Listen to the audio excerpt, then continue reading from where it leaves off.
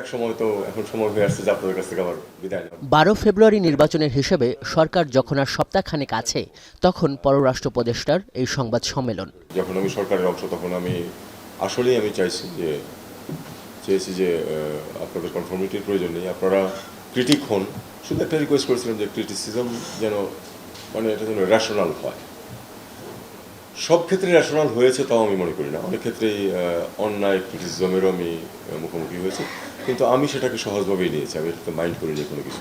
বিদায়ী এই আয়োজনটি কার্যত সংবাদকর্মীদের সঙ্গে দীর্ঘ 17 মাসের মূল্যায়ন নিয়ে জানতে চাইলে এই উপদেষ্টা বলেন, পরবর্তী সরকারের জন্য বোঝা নয়, পথ তৈরি করে যাচ্ছে তার সরকার।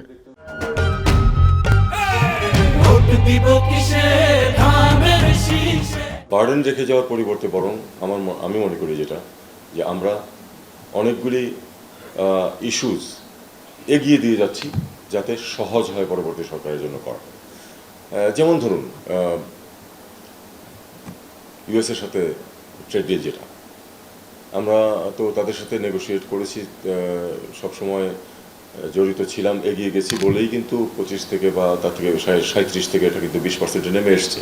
শেষ বেলায় পররাষ্ট্র উপদেষ্টা বলেন, নির্বাচন ভালোই হবে যেখানে দেশের মানুষ তার ভোটটি দিতে পারবেন।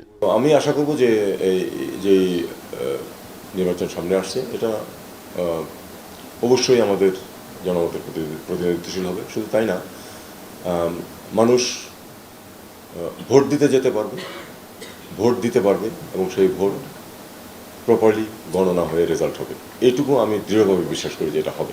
ভারতের সঙ্গে সম্পর্ক, শেখ হাসিনার প্রত্যার্পণ, আওয়ামী লীগের নির্বাচনে অংশগ্রহণ নিয়ে নানা ইস্যুতে প্রশ্ন করেন সাংবাদিকরা। আওয়ামী লীগের অংশগ্রহণের ব্যাপারে as far as I am concern, আমার সাথে যারা দেখা করতে এসেছে তারা জানতে চেয়েছে, কেউ সবাই না, কিন্তু কেউই কোনো ধরনের কোনো চাপ আমার উপর সৃষ্টি করে যে এটা করেন বা আপনাদের উচিত এটা করা ইমিডিয়েটলি, এরকম কথা কেউ কখনো বলেনি।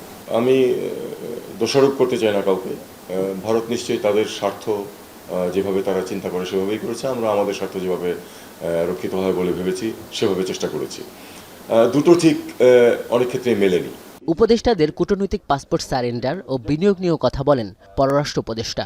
বলেন, বিশ্ব জনশক্তি খাতে বাংলাদেশের বড় সম্ভাবনা থাকলেও সমন্বিত কার্যকরী পরিকল্পনার অভাবে তা অর্জন করা যাচ্ছে না। আমরা আশা করছি যে আর এক সপ্তাহের মধ্যে তো নির্বাচন হয়ে যাবে। আজহার লিমন, এখন, ঢাকা।